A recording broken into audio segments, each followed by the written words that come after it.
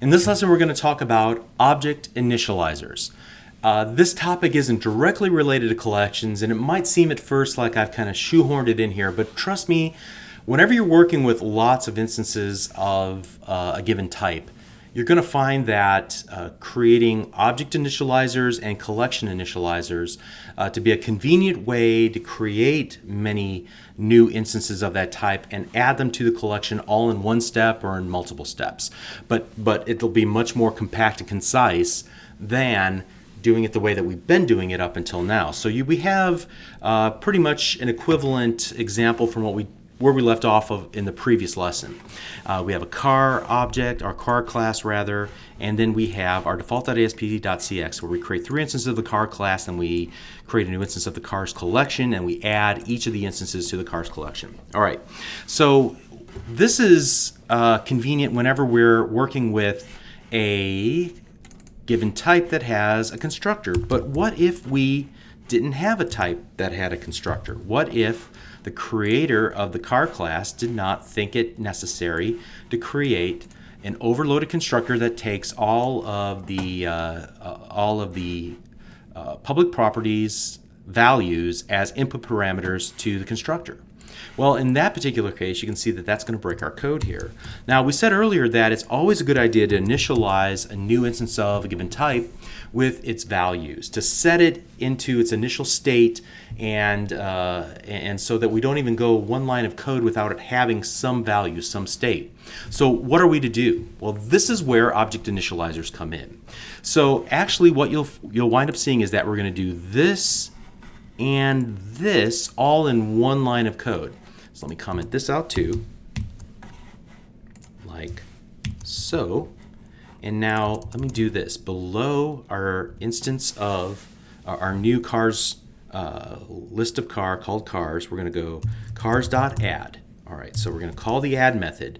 The add method requires that we give it a car instance because we have made it a strongly typed list collection. All right, so what do we give it now? We're going to create a new car, and then I'm going to use the opening and closing curly braces. I'm going to hit the space key on my keyboard, and you can see that it opens up IntelliSense, showing me all of the auto-implemented properties that are available, the public properties that are available for this type.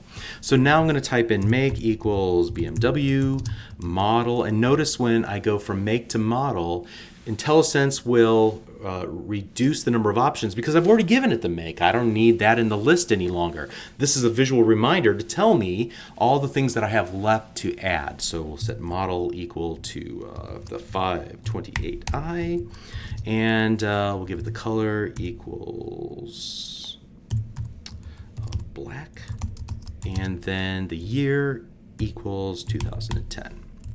All right, semicolon, enter. You might be looking at this and saying, wait a second, how is it that you're able to create a new instance of the car class but not give it a local variable name?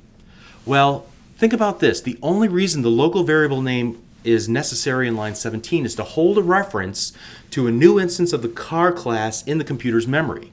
And as long as there's at least one reference counted for an object in the computer's memory, the garbage collector will leave it alone. Well, in this case, all we did was we didn't create a local variable type of type car to hold that reference. We just said, hey, add method, expect a new reference to a car object in memory. And here we're going to go ahead and create that new car, and the new keyword will return back an address to that new car object in memory, and now the cars collection is holding onto that reference. If we ever remove that particular item from our collection, we'll essentially let go of that reference. Garbage collector will clean it up and remove it. Okay? Got that? So we don't have to give new instances of classes variable names. We can do this, and it's just fine. All right, and we'll see how this is manifested here in a second. Let me go ahead and add a couple more here. I'm going to go new car, make equals BMW, model equals 745Li, the year equals 2005, and the color equals black as well. And you can see here that I'm adding these properties out of order. I don't need to give them in any specific order, just whatever order I feel like typing. Now, as a coding convention, I probably would prefer to keep everything, if I had a list of objects that I was creating, keep them all kind of lined up nicely. So I would swap the order of these two to make it conform to the one that's prior to it. But since we're just learning here, I wanted to point out that particular feature. Here's our last car that we're going to add to the cars collection. The make equals Ford. Model equals escape. Year equals 2008. And the color equals white. All right. So there we have it. Again, this one line of code takes the place of this line of code and that line of code. So we can do things like this: for tab, cars.count, enter, and then result plus equals cars.elementAt, as we learned before. That's how we can, one way that we can get to a single instance, a single member of our collection. Catch that? But there's going to be another way that we can get to individual instances in an iteration statement that's more elegant.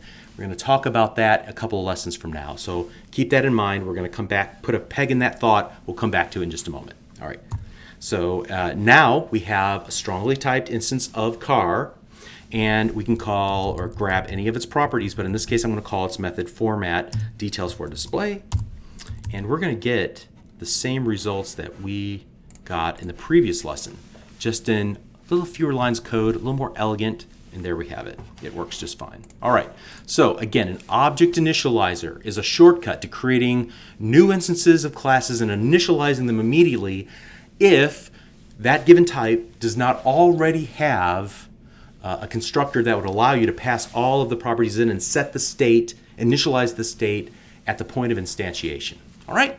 That's object initializers. We're going to look at collection initializers in the next lesson. We'll see you there. Thanks.